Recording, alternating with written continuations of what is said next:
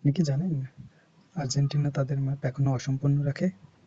মূলত একটি দ্বীপকে কেন্দ্র করে তাদের মানচিত্র তারা এখনো অসম্পূর্ণ রাখে। দ্বীপটি হচ্ছে ফকল্যান্ড বা মালভিনাস। মূলত ফকল্যান্ড দ্বীপটি আবিষ্কার করে ফরাসিরা 1764 সালের দিকে। তবে ব্রিটেন তার আগে থেকেই 1690 সাল থেকেই এর নিয়ন্ত্রণ দাবি করে। 1816 সালে যখন আর্জেন্টিনা স্পেন থেকে স্বাধীনতা লাভ করে, তারা তখন দাবি করে যে তারা স্পেনের কাছ থেকে স্বাধীনতার পাশাপাশি ফকল্যান্ড সহ দ্বীপগুলো সবগুলোর মালিকানা লাভ করেছে। এই দাবির প্রেক্ষিতে তারা 1820 সাল থেকে 1833 সাল পর্যন্ত ফকল্যান্ড দ্বীপের নিয়ন্ত্রণে রাখে।